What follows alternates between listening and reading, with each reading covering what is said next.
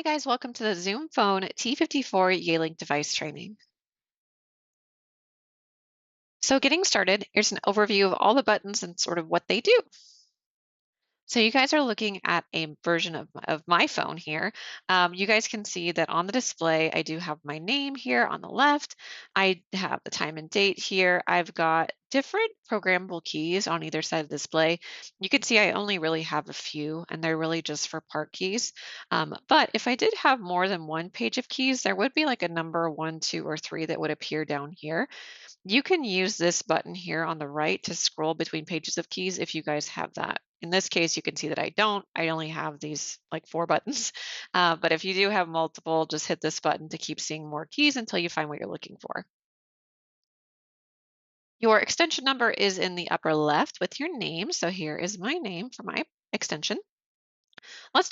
First talk about parking. So if you guys want to park a call, if it's something your organization is utilizing, that is just a shared hold that you can pick up anywhere. So that could be organization wide, that could be building wide, but basically it's a park that anybody can pick up.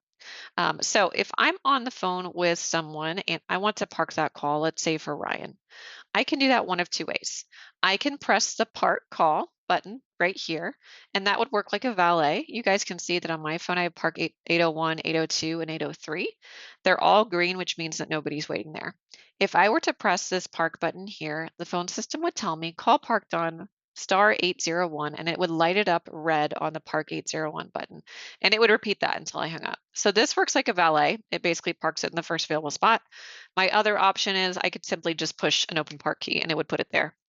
At that point, then you're going to want to call the other person and tell them, hey, you got to call on park 801 or 802. And then all they need to do is press the lit up red park key. They can also dial, for example, star 801, but they could just push the button and pick that call up. So that is parking. Paging, if applicable. So this is another thing your organization may or may not use, but if you guys have a page button, you can push this button and it'll do a little beep and you make your announcement. So if that's something you're utilizing, you'll see a page button. If it's not, you won't, so don't worry about it. If you guys do have a button for a coworker, again, something you guys may or may not be utilizing, but if you do, it's lit up green whenever they're available and red when they're on the phone. You just push that to call them. Soft keys are programmable keys that you guys have on your display here. So whenever I'm not on a call, it looks like this. I have history, which is my call history. I have directory, which I have the instructions if you want to program a contact in there. Do not disturb would be for do not disturb.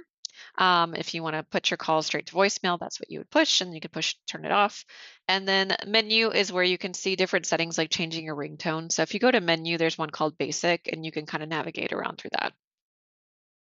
These buttons will obviously change. Like if you're on a phone call, they're going to change to like transfer, hold, conference, that kind of stuff. The fixed keys are going to be down here. So these will be buttons that don't change. You'll notice here I'm on a call. So there's that park, transfer, and hold as opposed to the ones we saw on the last screen. So if I want to mute myself, I can press the mute button right here to mute and unmute. If I have a headset paired with my phone and I want to answer the call, I can use that and then press that to hang up. You also might have a headset that has a special cord that lets you answer by pushing the button on your headset, so just check with your admin. This is hold, which will allow you to put a call on hold. You'll also notice that hold is here, so this is just one of those where you can pick either one and it would work. Transfers the same way. It transfers here, but it's also this button right here, so you can use that to transfer calls. This is your voicemail key. That'll get you to your personal voicemail. That is redial. That is speakerphone. This is your volume up and down. And this is that navigational pad in case you were like in the menu and there's enter and cancel. Live call features. So let's talk about how to answer and place a call. So first and foremost, how do you make an outbound call? You're going to either press speaker or lift your handset and dial. That is going to be area code and phone number. So just make sure you put in 10-digit dialing. So that just like cell phone dialing, you put in the area code and phone number. There isn't an access code to get out. It's just area code and phone number. When you receive a call, you're going to have different options. You can answer. If you want to silence it, you can do that. Or if you want to send it to voicemail, you can hit reject. You will see caller ID information, whether that's them calling you or if they're calling like a main group that you're a part of, it will actually say that in the display. If you'd like to place a call on hold, you're just going to press the hold button, which is right here, and then you press resume right here. Just remember that hold is a personal hold. That means you have to go back to your desk phone to pick it up. Otherwise, you could do a park, which again we talked about earlier, but you can just press the open key to park it or press the park soft key to park it for you. And then you just tell people where they've got it parked and you press that to pick it up. So just remember park is a universal hold is a personal hold. Talking about transferring, obviously you can park as a way to transfer, basic if you want to give them time and then they push the button to pick it up. But if you guys want to do a standard transfer, you're going to press the transfer key while you're online with the caller. It will then ask you what type of transfer you want to do. If you're going to just do a standard transfer, you just hit select and now that caller is going to go on hold. Then you're going to get dial tone where you can either dial a phone number, you can dial an extension number, or if you've got a button for a person, you can press that and you will choose if you're going to do a blind transfer, which means you're going to send it straight there without announcing it first, or if you want to call the person, talk to them, and then press the transfer button to complete it. So just kind of depends on what you want to do there. And I do have a note in case you want to pull that call back on how to process that. If you guys want to send the call directly to voicemail, again, I'm on the phone with my caller here. I press the transfer key.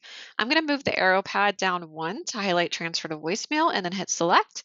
Then you just type the extension number of the person and just hit call, and it will go straight to their voicemail. If you guys want a conference call, these phones do have a limit of a three-way conference call, but what you'll do is while you're online with the first caller, you just hit the dots to see more options and then press conference. Then the caller is going to go on hold. At that point, you dial the second number.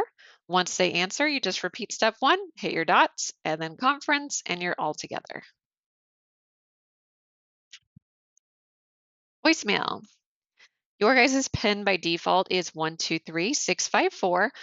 So just be aware if you guys want to check your voicemail, you're going to press the voicemail key. It will then say, please enter your PIN followed by pound. So you'll do 123654 followed by pound. And she'll talk to you. She'll say to listen messages, press one, and then, give you all those options. If you want to record your greeting, you are then going to press the message key again if you haven't gone in there.